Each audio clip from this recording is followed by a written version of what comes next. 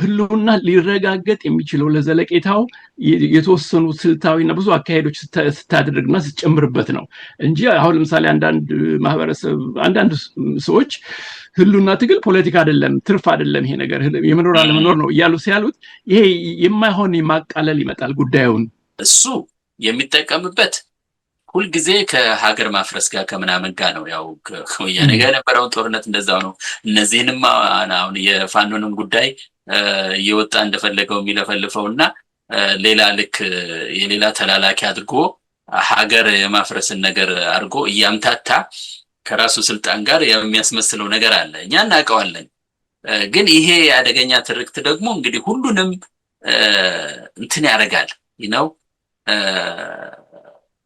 የሀገር ጉዳይ ሲነሳ ያው ያለችውም ቢሆን ተነስቶ ግብጽ ሲባል ኦ ማይ ጎድነስ ይሄ ግብጽማ አይነት ነገር ትላለ ያው ታሪካዊ ጥላ ስለሆነች ፋኖ ላይ ከጅምሩ እንግዲህ የፋኖ አጀማመርና ከሄድ ይሄ ከብልጽግና ተጽዕኖ አካባቢ ያለ ነገር ዞሮ ዞሮ የወያኔ ተጽዕኖ አለ አይው ወደ ኋላ ብዙ መለስ ብለህ ስታየው ብልጽግና ራሱ የወያኔ ፍብረካ ነው አለም ፖለቲካ ፍብረካ ነው ጸረ አማራ ስፒሪቱ ያ መንፈስ አለ እና ፋኖም ለምሳሌ ልዩ ኃይል ከተባሉ ምናምን ሚሊሻ ከተባሉ በብዛት ይገባሉ ለፋኖነት ይጀመር ያው ተጽዕኖ ምልህ አንደርስቲሜት መደረግ የለበትም እና ያም ሆነ ይህ ወደ አሁን ወያኔን እንደገና አዲስ ላይፍ ነፍስ ለመዝራት ሊመጣ ምንድነው ብለህ ራስን ትጠይቃለህና በአንድ በኩል እኛ የምትለው አሁን አንተ ይገባኛል እኛ ለምሳሌ ከውጭ ሆነን በተለይ ደግፈን በጣም ሳቢ ሆኖ ነው ያገኘነው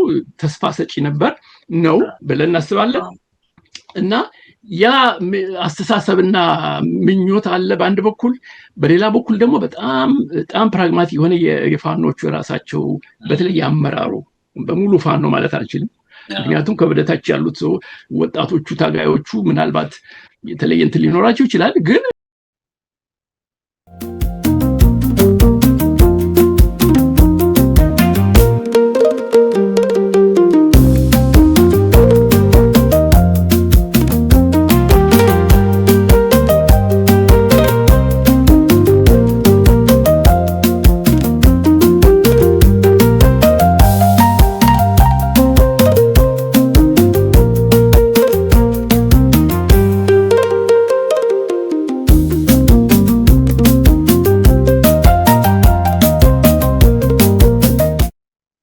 ናስትልኝ አድማጭ ተመልካቾቻችን እንደሰነበታችሁ ዛሬ ዶክተር ተስፋዬ ደመላሽን ይዤ ቀርብ ያለሁኝ ጤናስትልኝ ዶክተር ተስፋዬ ጤናስትልኝ ፕሮፌሰር ሰለሞን እንደምን አለ ደህና እግዚአብሔር ይመስገን በጣም ደህና ነኝ እንግዲህ አድማጭ ተመልካቾቻችን ያው ይሄ በተለይ ሚዲያ በተለያዩ ጉዳዮች ላይ በጣም ጠንከር ያሉ ሐሳቦችን ያነሳል እና አንዳንድ ጊዜም እንዳያችሁት የክርክር መድረክም ይኖረዋል ምክንያቱም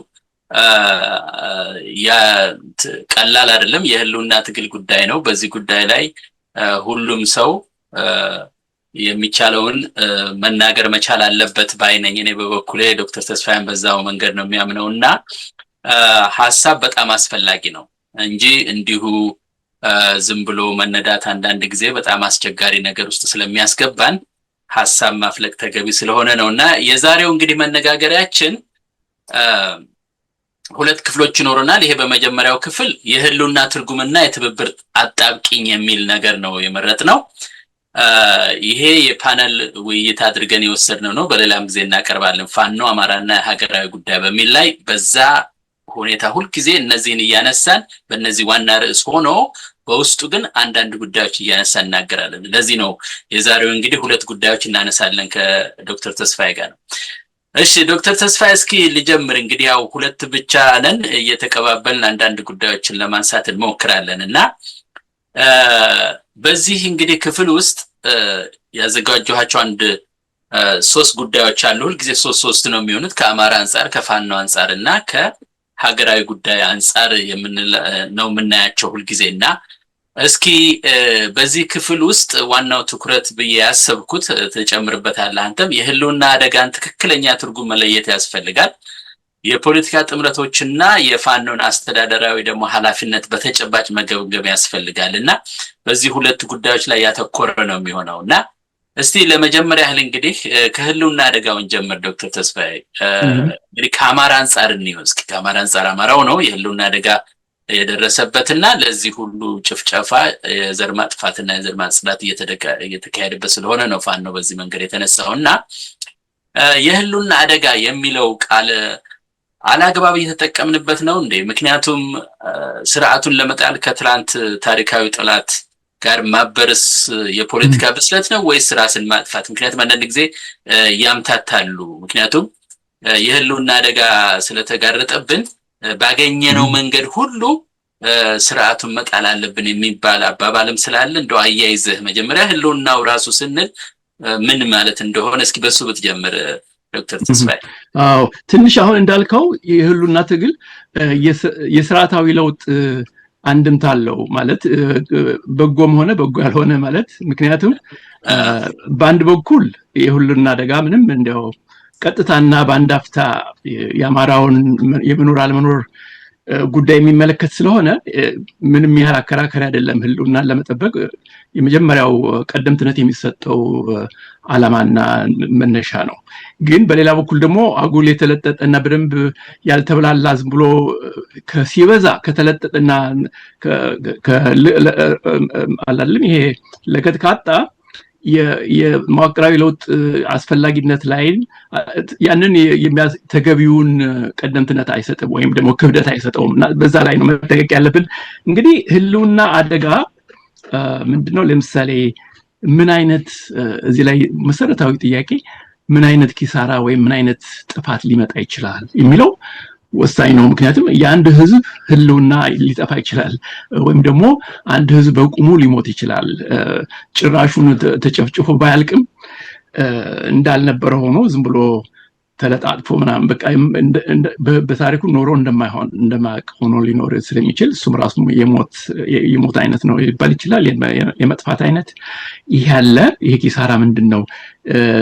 ሊደርስብን የሚችለው ነገር ምንድነው የሚለው ወሳኝ ጥያቄ ያለ እዚህ ከስሩ እና ከዛ ጋር ተያይዞ ደግሞ ምንድነው ይሄ ነው መሰረታዊ ጥያቄ። ከዛ ጋር ተያይዞ ግን ምን ስተት ምን መወላገድ መጣ ወይም ደግሞ ምን ውጅንብር መጣ? ይሄ ህልውና ትግል ሲባል ብዙ ሰው እንደፈለገው ዝም ብሎ ከየትም ቦታ እየተነሱ ህልውና አደጋ ከሌላ የትግል ዘርፎች ለይቶ በቃ አርቆ ለይቶና ለምሳሌ የፖለቲካ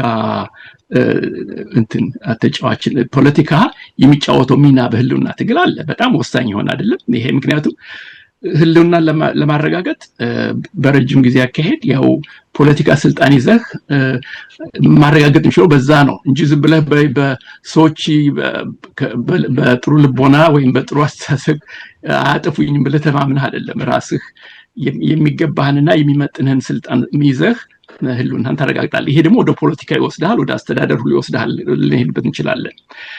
እና እዚህ ላይ ዋናው ምን ወስደው ወደ ቤት እንትን ምንድነው እስካሁን ያየነው ነገር የሚባለው እንግዲህ ያው በተለያዩ ረድፎች ማየት እንችላለን ስንወያይ። አንደኛ ከፋኖ አንፃር ለምሳሌ ከአማራ አንፃር መጀመሪያ ከአማራ አንፃር ስታየው ይሄ ያለ ነው። እስኪ ከዛ በፊት ዶክተር ተስፋዬ ከዛ በፊት አሁን ይሄ ህልውና ትግል ሁሉም እያነሳ ያለ አግባብ የለጠጠዋል ምናምን ያልከው በሌላ አነጋገር ደግሞ አማራው ነው የተነሳው፣ አማራው የህልውና አደጋ ደረሰብኝ ብሎ ነው ይሄ ሁሉ ነገር የተፈጠረው። አሁን ግን ሁሉም ማህበረሰብ እያንዳንዱ የተነሳ የህልውና አደጋ ላይ ነኝ ሲል የነበረውን ማግኒቲዩድ የሚቀንሰው መሰለኝ ራሱ ያማራውን። እንደዛም አይነት ነገር አለ። ምናልባት ከዛ አንፃር ነው ወደዛ አይነት ሽፍት የሚያደርግ አባባልም ስለሰማው ነው። አይ እንግዲህ ያማራው እድግጥ የተለየ መሆኑን በካዳ አይቻልም። ይሄው ለምሳሌ በተለይ ወያኔዎችን በሚመለከት የህወሓት ፖለቲካ አፈጣጠር ስታየው ጸረ አማራና በጣም ሲጎልቶ በህገ መንግስት ረቆ በማኒፌስቶ ግልጽ ሆኖ የወጣ ነገር ነው። የዚህ አይነት ጥፋት ኢላማ የሆነ ማህበረሰብ የለም በኢትዮጵያ ውስጥ ከአማራው በስተቀር አይደለም፣ በተለይ በወያኔ አይደለም። ስለዚህ እሱ እንዲያው ዝም ብሎ ግን በሌላ በኩል ደግሞ ያው ህልውና ችግር የሀገር ህልውናም ችግር ስላለ ብዙ የኢትዮጵያ ማህበረሰቦች በሙሉ የህልውናቸው እንደ ሀገር ህልውናቸው ጥያቄ ውስጥ ገብቷል ይገባል። እሱና ቲፒኤልኤፍ አሁን የያዘው ነጥብ ምንድነው? አንዳንድ ቦታ በየሚዲያው በኋላ እናነሳዋለን ስለ ሚዲያው ጉዳይ ግን እየቀረቡ አሁን አንድ ጠላት ነው ያለን እኛም የህልውና አደጋ ደርሶብን አማራውም ደርሶበታል ያኛውን ጉዳይ እናቆየው አሁን ግን ያኛውን ይላሉ አይ እና እኩል አረጉት አንዳንድ ጊዜ አንተ ፎርስ ኢኩቫለንሲ እንደምትለው እኩል አድርገው ልክ ደህና ሰው መስለው ማለት ነው ወያኔ ማለት ነው ህዝቡ ገባኝ ልክ ነው ይሄ ወያኔ ኮምን ጊዜም ሴረኝነት የማይለቃቸው አባዜ ነው አይደለም አሁን እየፈራረሱ እንኳን አይደለም ለዚህ ነው ትብብር የሚለው ነገር በኋላ በጣም እንሄድበታለን እንትን አስቸጋሪ የሚሆነው እና የማይካድ ነገር ነው የአማራው ችግር አሁን የገጠመው በአላደለም በዘረኞች የዘርሄ ተገንጣይ ፖለቲከኞች ዘረኞች ያመጡት እንትን ከአብዮቱ ዘመን በኋላ የመጣው እንትን ግልጽ ነው አማራ ላይ ያነጣጠረ እንደሆነና ግን ምንድነው ተንዛዛምለው ምንድን ይሄ ዝም ብሎ የህልውና ብቻ ትግል አይደለም ነገሩ ህልውናን ቅድም እንዳልኩት ህልውና ለማረጋገጥ እንግዲህ ለጊዜው ሊያጠፋ የመጣን ወራሪ ዘረኛ ትመክታለህ ተተኩሳል ምን የተኩስ ጦርነት ሁሉ ይካሄዳል በየፊናው እሱ አለ እሱም ይካሄድ አይደለም ግን ከዛ ትንሽ ደግሞ ዘለቅ ያለ ስትሄድ ህልውና ሊረጋገጥ የሚችለው ለዘለቄታው የተወሰኑ ስልታዊና ብዙ አካሄዶች ስታደርግና ስትጨምርበት ነው እንጂ አሁን ለምሳሌ አንዳንድ ማህበረሰብ አንዳንድ ሰዎች ህልውና ትግል ፖለቲካ አይደለም ትርፍ አይደለም ይሄ ነገር የመኖር አለመኖር ነው እያሉ ሲያሉት ይሄ የማይሆን ማቃለል ይመጣል ጉዳዩን ይሄው ፖለቲካ እንዳጠቃቀሙ ነው ዝም ብሎ ትርፍ ነገር ሆኖ ሊመጣብህ ይችላል ሊጎዳህም ይችላል የፖለቲካ ግን በሌላ ጎኑ ደግሞ ህይወትህን ሊያተርፍ ይችላል እንደ ማህበረሰብ እንደ ሀገርም እና የትግል አካል ነው ይሄንን እንግዲህ ትንሽ አላደም ቦርድና ስፋቱ ገባ ብሎ ማየት ነው የሚያስፈልገው ህልውና የሚባለው ሌላው ምንድነው እዚህ ጋር በኋላ ወይም እንሄዳለን በአንድ ጎኑ ለምሳሌ ጥቅም አለው ይሄ የህልውናው ትግል ላይ ብቻ ማተኮሩ ለጊዜው ለተወሰነ ጊዜ ፋኖ ሲጀምር ትግሉን አሁን ግን ያማራውን ያልነው ምንድነው ይሄ በቀላሉ ኢላማም ላይሆን ይችላል ዝም ብለህ ህልውና ብለህ ስትመክት ብዙ ሰው ይረባረባል ልናልቅ ነው ብለህ ብዙ ሰው ሊነሳ ይችላል ግን ደግሞ ዋጋም ያስከፍልሃል ምን አላደለ ለምሳሌ የተኩስ ጦርነት ቀደምትነት ከሰጠህና የአካባቢ ይሄ መልስ የመስጠት ሪአክቲቭ መሆን እና ብዙም ስለ ረዘም አድርገህ ስለ ስልት አለማሰብ ምክንያቱም ህልውና ነው የመጡብኝ በህልውና ነው ብለህ የማሰብ ይሄ በተለይ አመራር የተባለው የአመራር ወገኖቹ የአማራው ትግል አማራውን ራሱን ለማዳን ሲል ይገታዋል ሆን ተብሎም ባይሆን ባካሄድ በውጤት ህልውና ስትል ያንን አጉል ስትለጥት ሌላ ለዘለቂታው የሚያዋጣህ እንትን ላይ ስልት የማሰብ ወይም ደግሞ ግቦች የመቅረጽና እቅዶች የማውጣት ብዙ ትግል ይሄ አይደለም ትንሽ ረቀቅና በከፍተኛ ደረጃ እንዳትተምን ያደርጋል ትግልህን አይው በዚህ ህልውና ነው ብለን ስትል አዋይ እና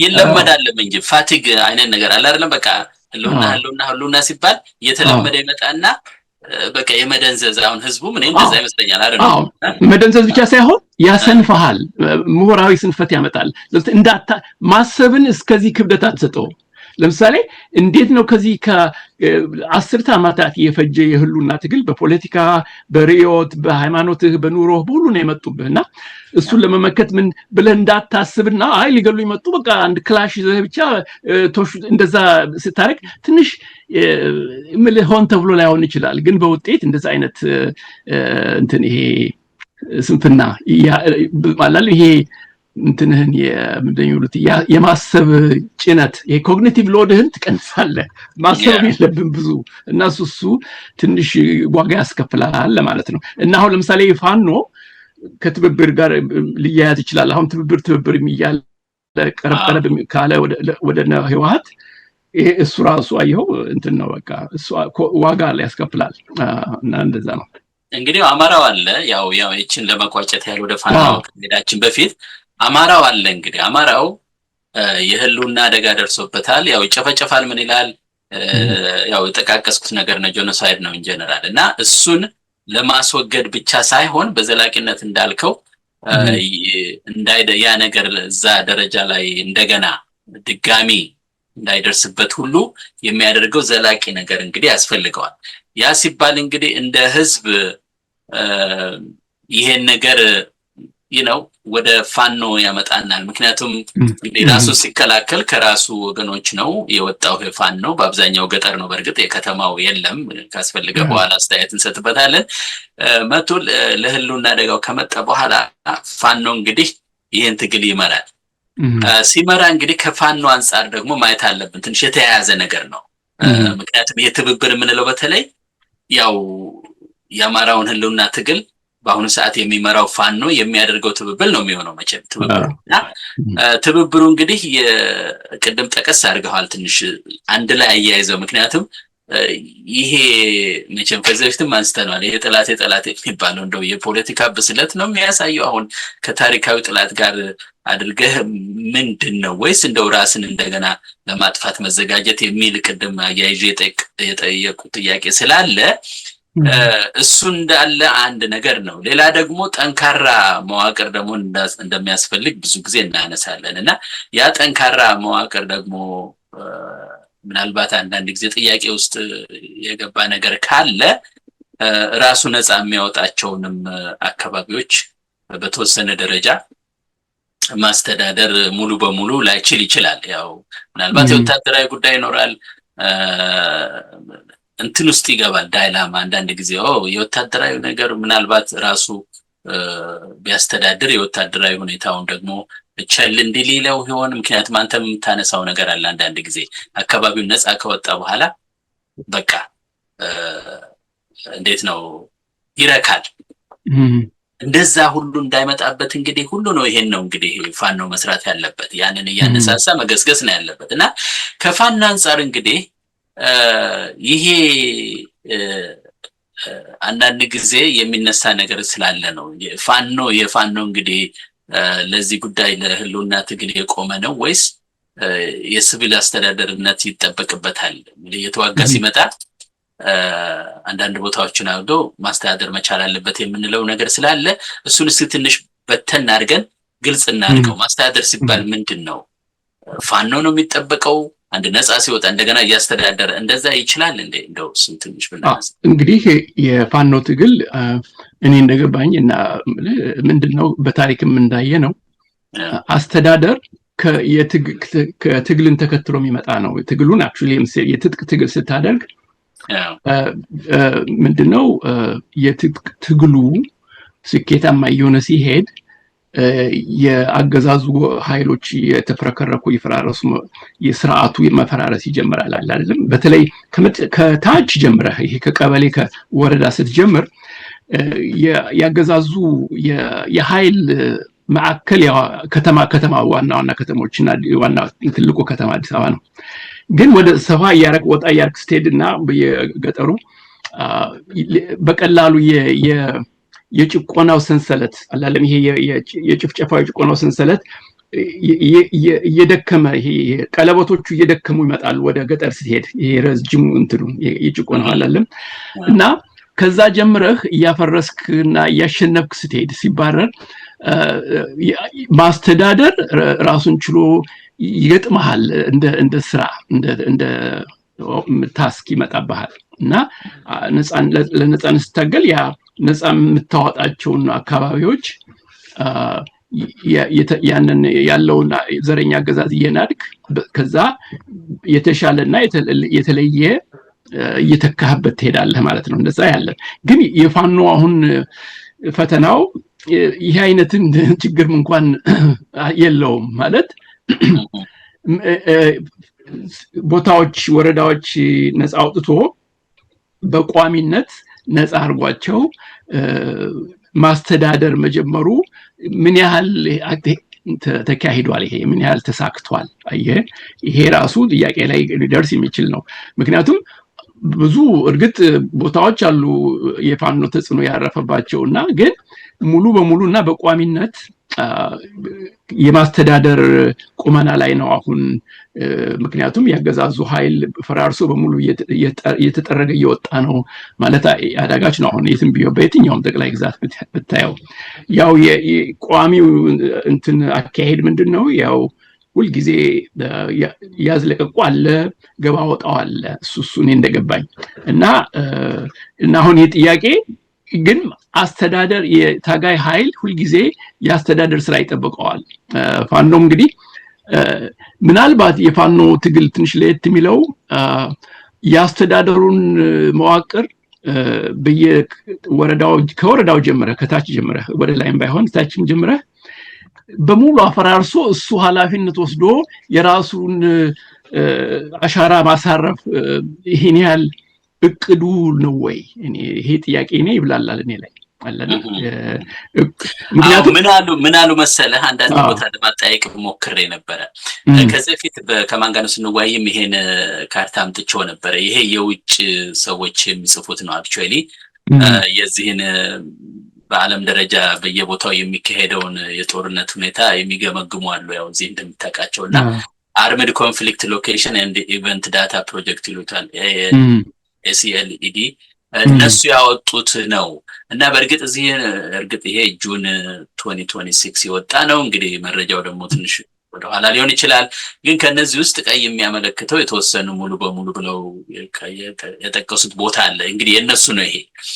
እነሱ ደግሞ የተረጋገጠ መረጃ ምናምን ይሉሃል። ግን ያው ባላቸው መንገድ እንግዲህ ይሄ በሙሉ የሚታየው ግን በሙሉ ክላሽ የሚካሄድበት ቦታ ጦርነት ሙሉ በሙሉ ነው ማለት ይቻላል ከፋኖ ጋር። እና እኔም አንዳንድ በጠየቁት መሰረት ምንድነው የሚሉት ብዙ የገጠር ቀበሌዎች አሉ እና ቀበሌዎች ውስጥ ደግሞ የባንክ ማስተዳደር የመሳሰለው ነገር ሁሉ ስለሚዘረጋ እነሱን እኮ ያስተዳድራሉ በብዛት። እርግጥ የወረዳ ብለህ የምትወስደው ከተማ ለምን ላይ ያው የተቆጣጠሩት ነበረ። አሁን በቅርብም ዳሞትም ሙሉ በሙሉ የሚባል ነገር አለ። ኤኒዌይ አሉ ሌላም ቦታ ግን መልሰው ይያዛሉ። አሁን አንተ እንዳልከው በወረዳ ደረጃ እንጂ ቀበሌዎች በጣም ብዙ ናቸው አሉ የሚያስተዳድሯቸው ነው የሚሉኝ። እና የዛው ይነስ እንጂ ያስተዳደሩ ነገር በእነሱ ቁጥጥር ስር የሆነ አለ ነው። እኔ አሁን ሲገባኝ ደግሞ እንደው ምናልባት ልናያይዘው እንችል ይሆናል ድሮ በደርግ ጊዜም በምንም እንደዚህ ሲባል አውራጃ ምናምን የሚባል ደረጃ ነበረው። አይ ቲንክ አሁን አውራጃ የሚባል ያለ አልመሰለኝም። ዞን ይባላል። አይ ቲንክ ዞን ይሉትና አውራጃ ይሉትም ትንሽ ሰፋ ያለ ነገር ነውና ራሱ ቀበሌዎች ሰፋ ነው። ሌላው ደግሞ ማሰብ የጀመርኩት እርግጠኛ ትክክለኛ ኮሪሌሽን ላይኖረው ይችላል። ግን አሁን ለምሳሌ በምርጫም ጊዜ ሁሉ እኮ መምረጥም አልቻለም ሰውየው። ያው የተባለው እንግዲህ 143 ነው ቀበሌ ምናምን ወረዳዎች የምርጫ ወረዳዎች አልመረጠም ተብሏል። በእርግጥ ያ መረጃ ሊሆን አይችልም። ምክንያቱም ስጋት ካለበት ያው ላካሄድ ይችላል። አይ አንደርስታንድ ዳት። ግን በተወሰነ ደረጃ ግን የገጠሩን አካባቢ ስታየው የኛን ሀገር የከተማ አፈጣጠር ነገር ስታየው ሪሊ ትላልቅ ከተሞች በጣም ትንሽ ናቸው። ግን የቀበሌ ከተማ ግን በብዛት አሉ። እንደው እንደዚህ እሱም ሊያስኬድ ይችላል ማለት ነው አላቸው በተወሰነ ደረጃ። የሚረኩትም ለዛ መሰለኛው ያችን ያወጣሉ በቃ ከዛ ውጪ መሄድ አይፈልጉም። በርግጥ አሁን የቸገረን ግን ወደ 4 ኪሎ አልገሰግሳሉ ነው። እኔ አሁን እነሱ ነው ብዙ ጊዜ ማነሳው። አይ እኔ እንደው ወደ 4 ኪሎ ሳልዘልቅ እሺ ከወረዳ ወጣ ብለህ ድሮ አውራጃ ወደሚባለው ከፍ ያለ መስተዳደር ደረጃ እንግዲህ አውራጃ ነው። አሁን ዞን ይባል እንግዲህ አላ ከዛ ወደ ሀገር ጠቅላይ ግዛት እና እኔ በጠቅላላ የፋኖ አዝማሚያ እንዳልኩህ ነው። ከዚህ በፊት እንዳልኩት የእንትኑ ያለው ምቅ ኃይል የሚያንደረድረው ኃይል ከዛ ጋር የተመጣጠነ ቦታዎች የመያዝ እንቅስቃሴ አላይም እኔ አለ አይደለም። ቢፈልግ አሁን ዘመዶችም ከጎንደር አካባቢ ለምሳሌ ደቡብ ጎንደር እኔ የነበርኩበት እንትን ሰዎች ዘመዶች መተው ሲነግሩ ጠይቄያቸው እንትን እንደሆነ ነው የነገሩኝ። ይሄ መለዋወጥ እንዳለ ያዝ ለቀቅ እንዳለ ለምሳሌ የፋኖች ይገቡና ለምሳሌ እንበል አዲስ ዘመን የሚባል ከተማ እዛ ደቡብ ጎንደር ይመጡና የሚያረጉትን አረጉና የተወሰነ ጊዜ ይሄዳሉ። ከዛ ደግሞ ሌላው ያገዛዙ ኃይል ይመጣ። እንደዛ ያ የመፈራረቅ እንትን በጣም በቃ እንደ ይሄ የተለየ ነገር ሳይሆን መደበኛ አካሄድ ሆኗል የፋኖ ብዬ ገምታለሁ። ማለት በወረዳ ደረጃ አትሊስት በዛ እና ይሄ 4 ኪሎ መሄድ የምትለው ለኔ ትልቅ ረጅም እንትን ነው። ፋኖ ብቻው ራሱ እንደ አድራጊ ፈጣሪ ተዋናኝ የአብዮታዊ እና ስርዓት ለዋጭ ኃይል ወደዛ ግስጋሴ ያሳያል። ያ አይነት አዝማሚያ የለም አላየም እኔ። እና ይሄ ትብብር የሚለው እዚህ ላይ ነው ሴንስ የሚሰጠው ለኔ። ምክንያቱም ራሱ ፋኖ የራሱ ክብደት ማንሳቱን ትቶ የራሱን ይሄ አይደለም ይሄ ኃላፊነት እኮ ነው፣ ትልቅ ኃላፊነት ነው። አየህ ይሄ አብዮታዊ ኃላፊነት ነው። ድሮ ባብዮቱ እንዳየነው ለምሳሌ በወያኔ ማገዛዝ ወያኔ ስልጣን ሲይዝ እናውቃለን አይደለም የደርግን እንትን እያፈራረሰ አማራው ማህበረሰብም ቢረዳው ያን እየመራ የከተማ ያዘ ወደ እንትን መጥቷል። በዛ አይነት ያ አይነት ሞዴል ወይም ያ አይነት ፓተርን አይደለም አሁን የሚካሄደው። አሁን ነገሩን ይሄ ምን ልበልህ ይሄ አገዛዙን እንደ አሁን ለምሳሌ አውሬዎች አንዳንዴ አትገላቸውም ግን አንድ አይነት ማደንዘዣ ተኩሰህ እንትን ታረጋቸዋለህ አይደል? ኮማ ታረጋቸውና ይሄ ሳስፔንድድ አኒሜሽን የሚሉት አለ አይደል? አለ በቋፉ ግን ተግባራዊ እንትኑ መገኘቱ ይሄን ያህል አይደለም። እንደዛ አይነት አንድ የሆነ አይነት ለየት ያለ ሞዴል ነው የሚከተሉት ፋኖች ብዬ አስባለሁ። ሞዴሉ ይለያያል። ሞዴል ብትል የትግራይ ሞዴል እንደው አሁን እኔ እንደማስታወሰው ትዝ ይልም አንተም ታውቀዋለህ እና ይሄ ቆረጣ የሚሉት ነገር ነበራቸው። እነሱ ከተማ ይዙ ምና ይዙ ሄደው ወይ ደብረ ብርሃን ይገኛሉ ወይ ምናምን ያደርጋሉ። እንደውም ባለፈው ምን ይባላል አንዳንድ ቀልድ ነበርና እዚህ ቦታ ያዘን ለማለት አልፈው ሄደው አንድ ሁለት ሰው ይሄዱና ይልኩና ፎቶ ይነሳሉ። ፎቶ እዛ ከተማ ተነስተው ይሄን ከተማ ያዝ ነው ምናምን አለ አይደል? በፕሮፓጋንዳውም በምኑም ስታይሉ ይለያል። ይሄኛው ደግሞ በጣም ጄኒዩን የሆነ ነገርም ለማካሄድ የሚፈልግ ይመስልሃል። አንዳንድ ጊዜ ደግሞ እንዳልከው እንዲህ አይነት እንትኖች ይፈጠራሉና አይ ነው እንግዲህ የራሳቸው ነገር ይኖራቸዋል። በተለያየ ጊዜ ተነጋግረናል። በርግጥ ግን የተወሰነ ሊፕ እንደው ሽግግር እንደምትለው አንተ አንዳንድ ነገር ማሳየቱ ጥሩ ነው። ሌላው ደግሞ እኔ ግን ኮሜንት ያለኝ በዚህ ላይ ምንድነው ሙሉ በሙሉ በእነሱም ላይ እንትን ለማለት እንትን ማይለኝ አንዳንድ ጊዜ ሙሉ በሙሉም አይደለም እርግጥ የምንለው ግን የጦርነቱ ነገር በጣም የተለየ ነው። ሰው ይሄ እኔ ማንንም ማወዳደር አልፈልግም ግን በደርግ ጊዜም በምንም ካለው ከሁሉም የተለየ አይነት ነገር ነው። ይሄ ፍጹም የሆነ ነገር ነው። አንደኛ ቴክኖሎጂው ባደገበት ጊዜ ስለሆነ ይሄ ድሮን ነገር ስላለ እነሱን ሳይሆን ሙሉ በሙሉ ሰው ነው ንጹህ ሰው ነው የሚገል ማይዋጋ ቤተክርስቲያን ምናምን ነው የሚያቃጥለው እና እትሶ በጣም ከባድ ያደርገዋል።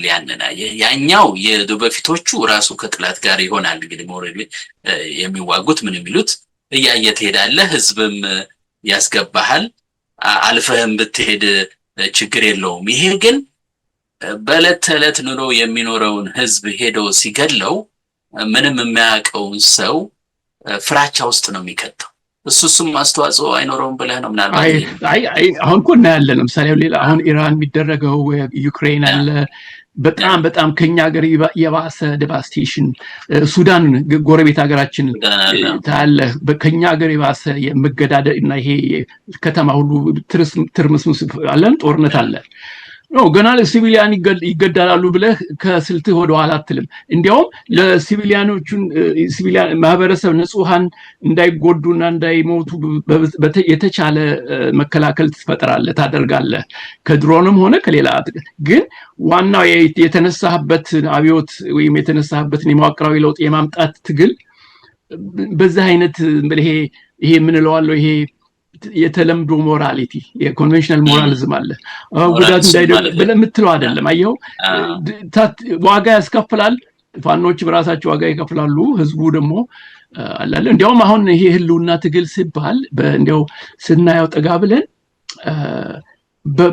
በጣም ከባድ ዋጋ የሚከፍለው ይሄ ተራዊ ነው የቢጤው በየመንደሩ የሚኖር ምስኪን ህዝብ አላለም። የሰራተኛው ምኑ ምስኪኑ ነው እንጂ ይሄ ከተሜው ይሄ ደህና እንትን የሆነው የመደብ እንትንም ጎን አለው ልልህ ነው መገጽታል ተትሉ አማራው ዝም ብሎ አላ እና ይሄ ያለ ግን ምንድነው እዚህ ላይ ትንሽ እንትን ይጠይቃል እኮ አሁን ለምሳሌ ፋኖንም ስንደግፍም ማለት እኔ ለምሳሌ በመሰረቱ ትግሩን ደግፈዋለሁ ግን አንድ የሆነ ልዩ አካሄድ ወይም ስታይል እንዳለ ነው የሚገባኝ እና እርግጥ ደግሞ ብዙ መረጃም ስላልተገኘ ለምሳሌ አመራሩ የስልታዊ አመራሩ የእንትኑ የፋኖ ትግል ይሄ ነው አቋማችን ይሄ ነው ተብሎ የሚገለጽ ነገር ብዙም ስለሌለ ነው እንጂ ግን ከምናየው አዝማሚያ በጣም ልዩ የሆነ አካሄድ አለ አሁን ይሄ ደግሞ የትብብሩ የተባለው ነገር የሚያሳየኝ አሁን ብዙ ሁሉ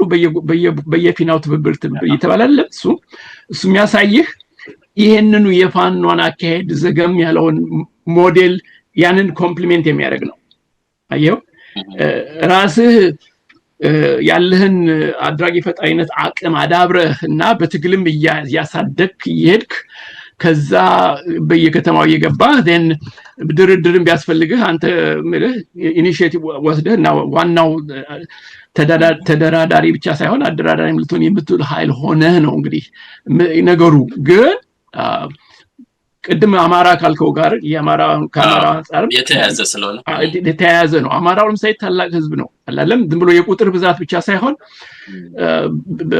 በባህል ነው ሰጥቶ በመቀበል ከሌሎች ማህበረሰቦች ጋር አመራር በመስጠት አገር በማቅናት ትልቅነቱን ያበሰረ ህዝብ ነው ያንን የሚመጥን እንትን ፋኖም ያንን የሚመጥን ተንቀሳቃሽነት ያሳያል የሚል ግምት ነበር በተለይ አላለም ከታሪክም እንትን ስላለው ግን ያ አይደለም አሁን ምናየው እና ትንሽ ሌላ እንዲያውም እንቆቅልሽ የሚሆንበት ትንሽ መልግር ምንድነው አሁን ህወሓት በጣም የፈራርሶ ተከፋፍሎ የድሮ ህወሓት አይደለም አዎ ከነሱ ጋር ተባብረህ ምንድነው የምታተርፈው ምን እነሱ እንዲያውም አንተ ለምነው ሊመጡ እነሱ ምናልባት ትልቅ እንትን ይኖራቸዋል ጥቅም ከፋኖ ጋር በመጠጋት በሌላ ቦታ የተሸነፉበትን አሁን ሊካካሱ ይችላሉ ይሄንን ፋኖን ሰራዊት ተጠቅመው ሊሆን ይችላል ግን ፋኖ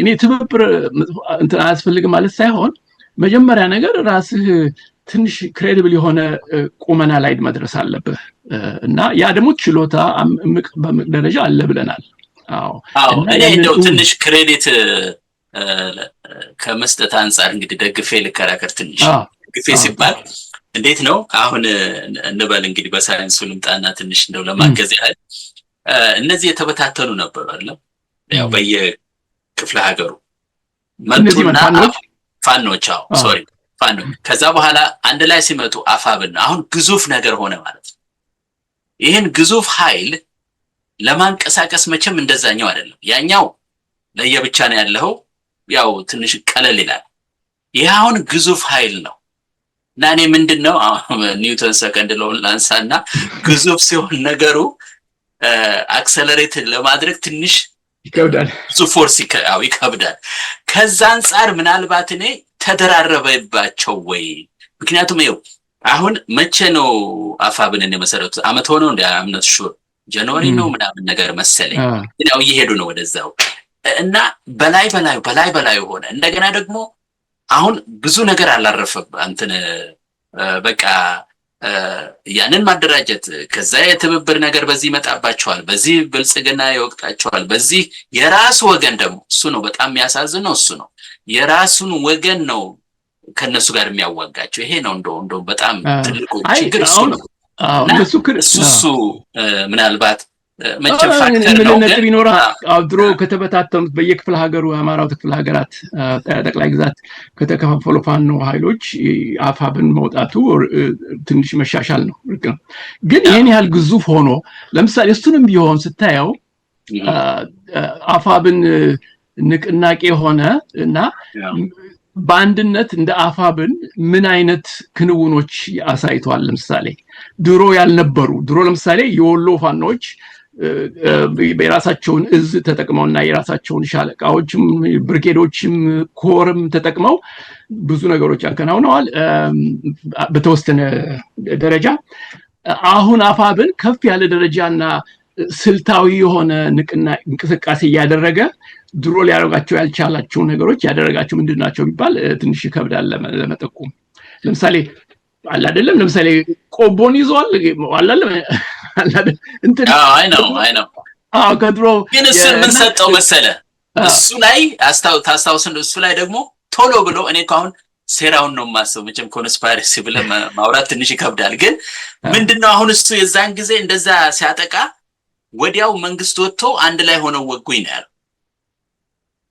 ወያኔ እና ማነው ሻቢያ ያው አንድ ላይ ሆነው ወጉኝ ብሎ ነገሩን ቀየረው ወይስ ይቀይረው ወይ ሆን ብሎ በርግጥ ሆኖ ከሆነም አሃብ ነው ክሉ ግን እሱ ፕሮፓጋንዳ ነው ይሄ ፕሮፓጋንዳ ሊገታ አይችልም አፋብን እንደ ስሙ እና አንድነቱ ላይ ተጨባጭና ይሄ እውን የሆነ ኃይል ከሆነ በትልቅ መሪ ጀነራል ወይም ከፍ ያለ መኮንን እንትኑ ይሄ ቶፕ ብራስ መራና ስልታዊ እንቅስቃሴ የሚያደርግ አለን ከድሮ የተለየ በየኮሩ በየጠቅላይ ግዛት ከሚደረገው የተለየ የተወጣጣ እገሌ ወሎ ጎጃም ጎንደር ሸዋ ሳይል ኮሄሲቭ የሆነ አንድ አይነት አመራር ይዞ ኮማንድ ስትራክቸር ማለት ነው እንደዛ ውጤት ሳታይ ወይም ደግሞ አዝማሚያ ሳታይ ውጤትም ባይሆን እንደዛ አይነት አዝማሚያ ወይም ጦርነት ግጥም ያርጎ የተለየ ድል አግኝቷል ወይ ለምሳሌ አፋብን ነው ወይስ በብዛት ይሄ ለህዝብ ፍጆታ ህዝቡ ደግሞ ብዙ አንድነት ስለሚል ያ ይሰማቸዋል የፋኖ ታጋዮች በየፊና ያሉት እና ያንን ለዛ ኮንሴሽን በቃ ይሄው አፋብን ፈጠርን ንቅናቄ ያሉ ግን ይሄ ደግሞ አላለም ይሄ እና አሁን ላልከው ነገር ይሄን ያህል በጣም ከባድ ኃይል ሆኖ እንደፈለጉ ሊመሩት ሊያንቀሳቅሱት አልቻሉም ከባዳቸው ልትል አይመስለኝም በኔ የኔ አስተያየት ነው አንዱ ፋክተር ሊሆን ይችላል ብዬ ነው ያነሳሁት ከዛ አንፃር ያው በጣም ግዙፍ ነገር ስታንቀሳቀስ ቀላል አይደለም በመካከል እንደዛ ለየብቻቸውም ተቀምጠው ደግሞ የየራሳቸው ደግሞ አላቸው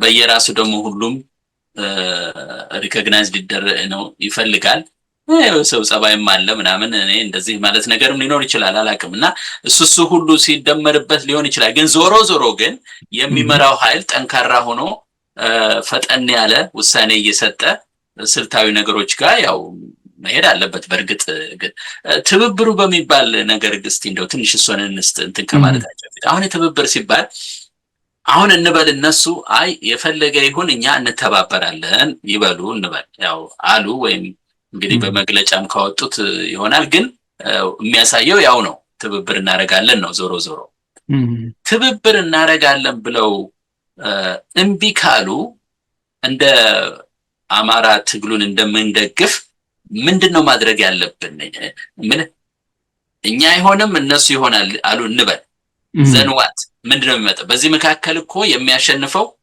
ያው ነው ሰውየው መሆኑ ነው ስርዓቱ ነው ሊቀጥል ነውና ምንድነው ሪሊ እኛ ትንሽ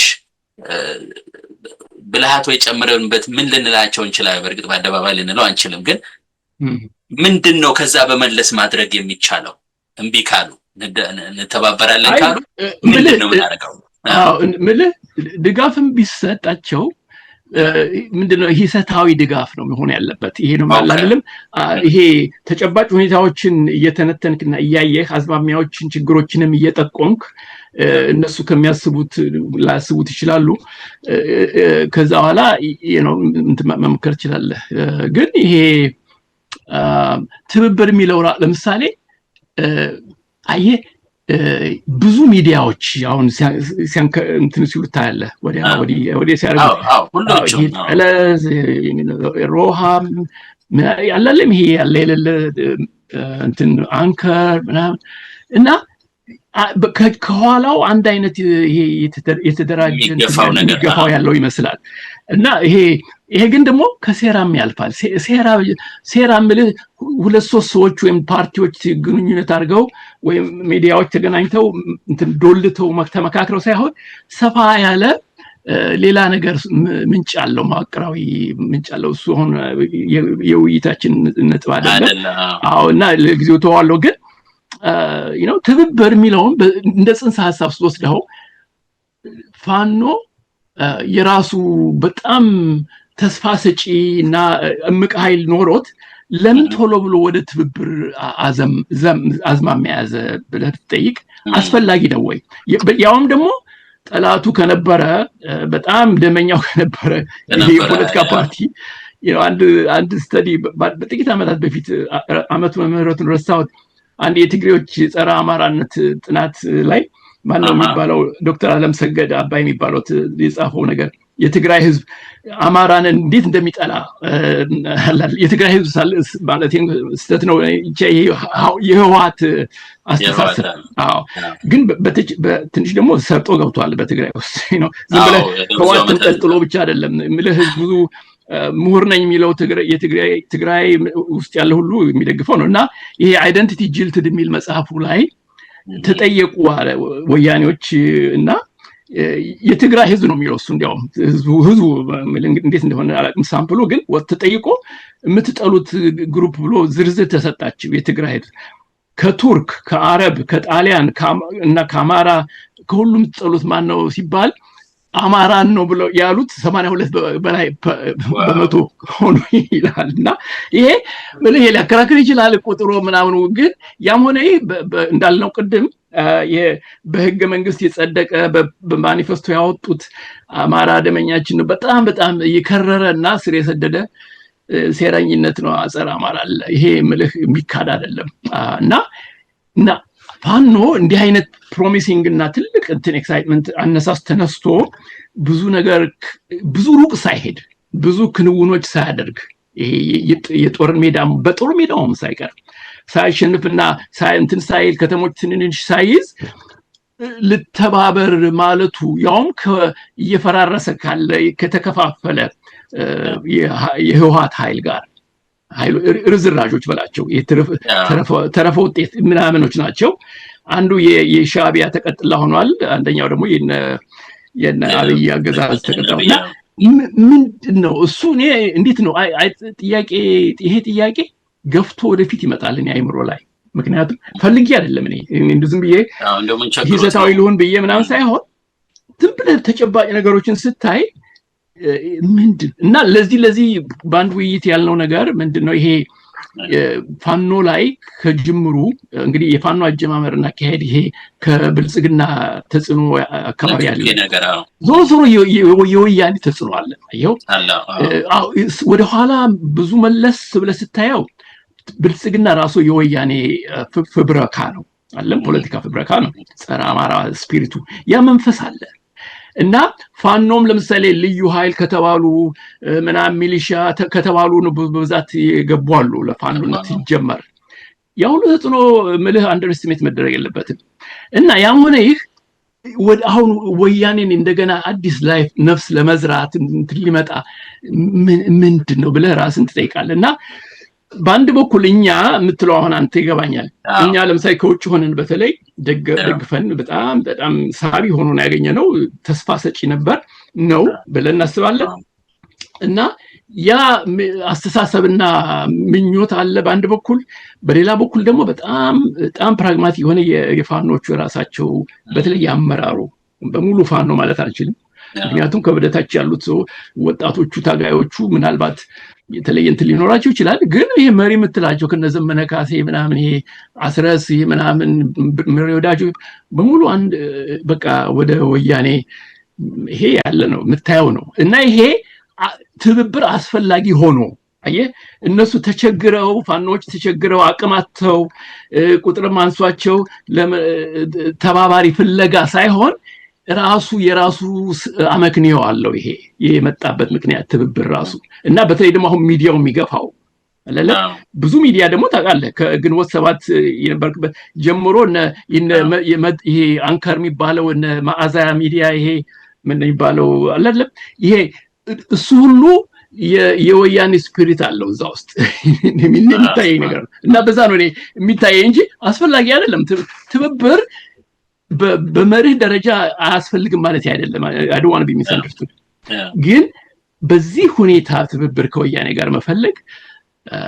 እኔ እንጃ ሌላ እንትን ይኖረዋል። ሌላ ማስረጃ ነገር ካልተቀረበልኝ እኔ አስፈልጓቸው ነው ማለት ይቸግረኛል። በተለይ ደግሞ ሰለሞን በተለይ ፕሮፌሰር ሰለሞን የአብይ አገዛዝ እየተንኮታኮተ ነው፣ ኢትስ ኦን ኢትስ ላስት ሌግ ደክሟል እያሉ እንዴ they just push it ምን ይሄን ያህል እንትን ሌላ ነገር አለ። ይሄን ደግሞ ይሄን ጥያቄ ለማንሳት ትንሽ ፈርጠም ማለት ያስፈልጋል። ምክንያቱም ከረጅ ይጠይቃል። ምክንያቱም ብዙ ሰው እንደዚህ አይነት ጥያቄ እንዲነሳ ላይፈልግ ይችላል። የፋኖ ነው ጥያቄው ባይ ዘ ወይ ተዋጊዎቹም ውስጥ አለ። እኔ እንደደረሰ መረጃ ከሆነ እነሱም ቢሆን ሲከራከሩበት ነው የሚውሉት ተብሏል። እኔ የምለው ግን እንደው በመካከል ሌላም ቦታ እናነሳዋለን ብለን ከአንድ ሰው ጋር ተነጋግሬያለሁ። ግን ራሱ ትብብርም እኮ ቢሆን አሁን መሰረታዊ የሆኑ እንደው ቢያንስ የወልቃይት የራያ ጥያቄዎች አሉ አይደለም እንዴ? እነሱን ትቶ ከፈለገ በሌላ ቦታ ሄደው እዛም እኮ መተባበር ይቻላል አይደለም? አሁን በመካከሉን አሁን እኮ ችግር የሆነው በዚህ ከመጡ ክሌም የሚያደርጉት ቦታ አለ ሁልጊዜ የሚሉት አይደለም? በወልቃይትም በራያም በምናምን ይግቡ እንበል ለምሳሌ ለትብብሩ አሁን እነሱ አድቫንቴጅ ሊመቱ ነው ማለት ነው። በዛ መሰረት በኋላ ላይ ያው ይሄ የኛ ነው ሊሉ ነው እንግዲህ አንዳንድ ቦታ እንደሚባለው ባለፈው እኛም ስንከራከር ከነበረበት አንዱ እኔ የምለው ትብብርም ከሆነ ምን ይሰራሉ እነሱም ያው እንግዲህ እንደሚሉት ሀገሩ መቼም መነጽሩ ተለይቶ የለም በክልል ነው ያሉት አይደለም? እነሱም እዛው ትግራይ ነው ያሉት። ትግራይ ጋር የሚገባባቸው የለም። እዚህም አማራውን ወክላለሁ የሚለው አማራው ጋርስ ምን ይሰራሉ? አሁን ጦርነትም እኮ ቢያካሄዱ አብይም ጋር መሄድ ቢያስፈልግ ለምንድን ነው በአማራ በኩል የሚመጡት? እንደው ከሆነ ከቻሉ ማለት ነው ከቻሉ ለምን በሌላ በኩል አይሄዱ? እሱም ትብብር ነው አይደለም? እንደው ትብብር ከሆነ ትብብር የተባለው ነገር በነገራችን ላይ ምን እንደሆነ አናውቅም።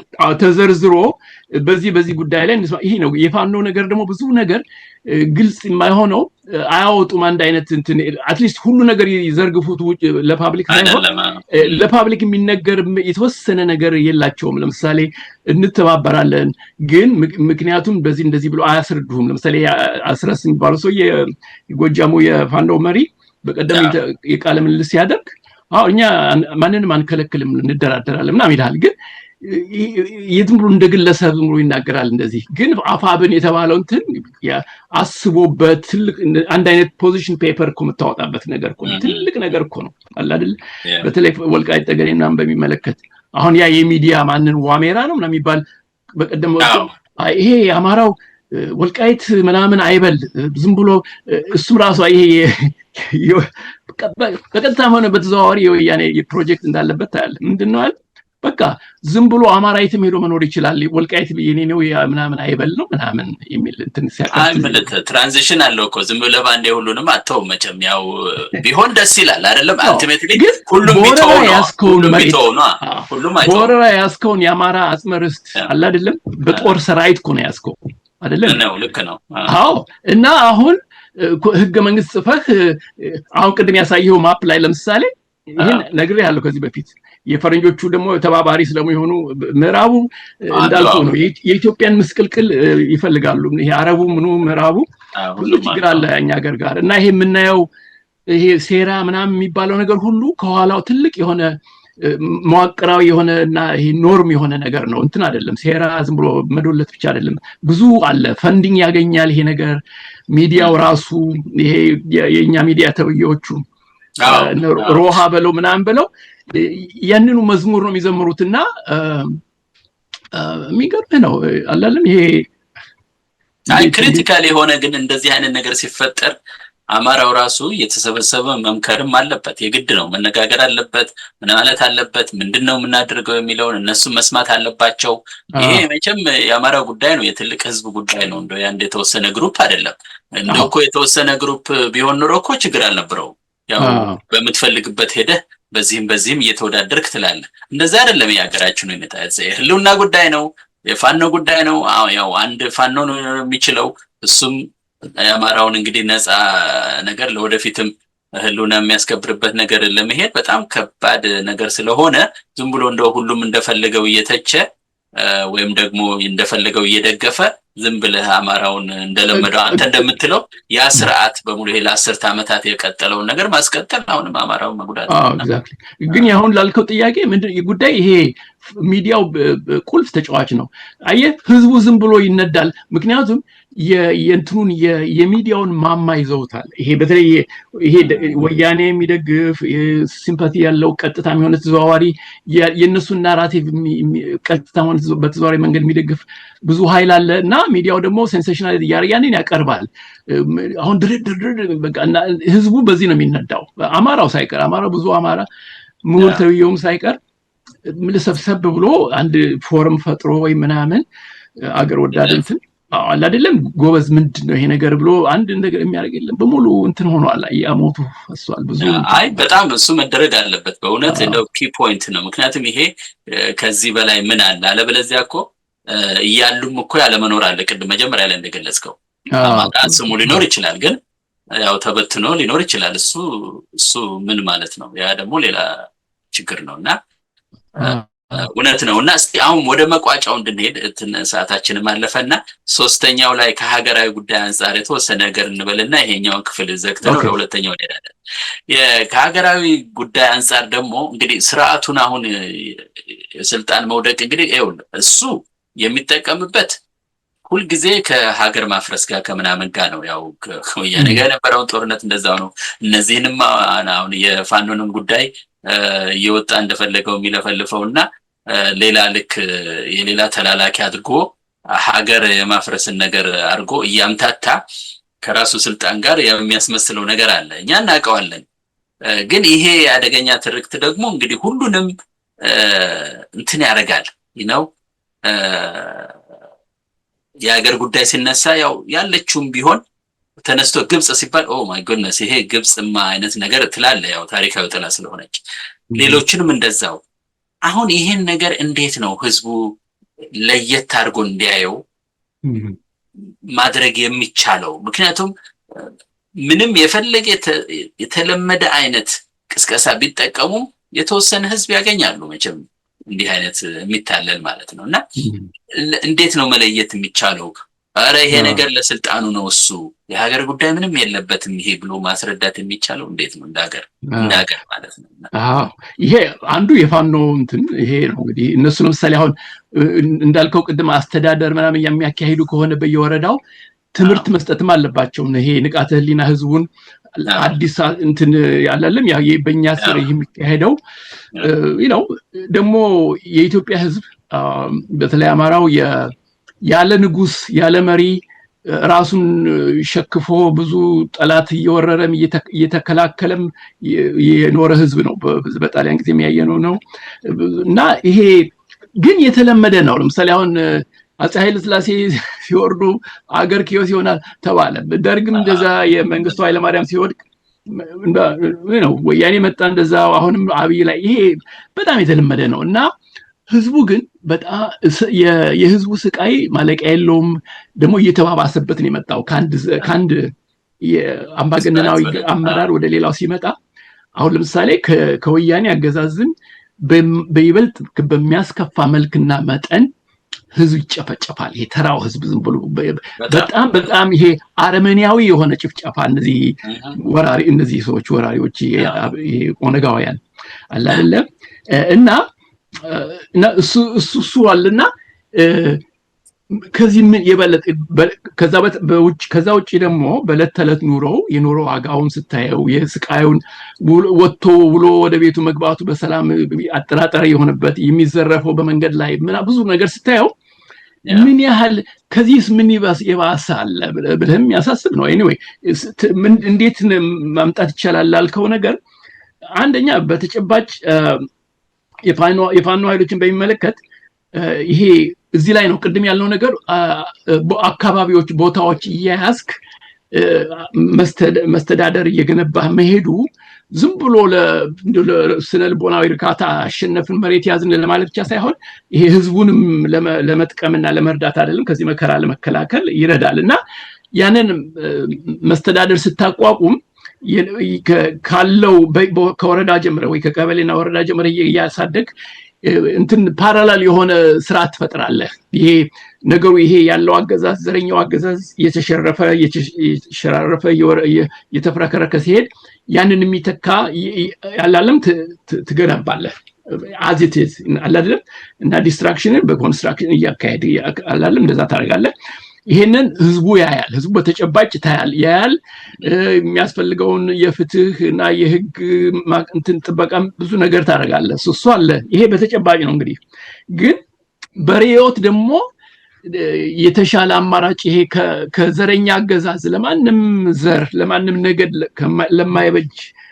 የማይበጅ የዘረኛ አገዛዝ የተሻለና የተለየ ኢትዮጵያዊነትን ያማከለ አገራዊነትንና ዜግነትን ያማከለ አይደለም ደግሞ የባህላዊ ማህበረሰቦችን የሚያከብር በባህላዊ ልዩነት ይሄ ብዝሃንነት አለ አይደለም እሱን ያረክ ማሳየት ትችላለህ እና ማስተማር በዚህ የትምህርት ቢሰጥና ህዝቡ እንዲያውም ይገባዋል በብዛት አሁን ምክንያቱም የመከራው ይገፈቱ ቀማሽ እሱ ስለሆነ ይሄ በዚህ ስርዓት ምንም እንትን የዕለት ተዕለት ኑሮው እንደው ሳይበላሽበት እንዲቀጥል ማድረግ ከተቻለ እንዳልከው በአጠቃላይ እሱን ማሳየት ከተቻለ ጥሩ ነው።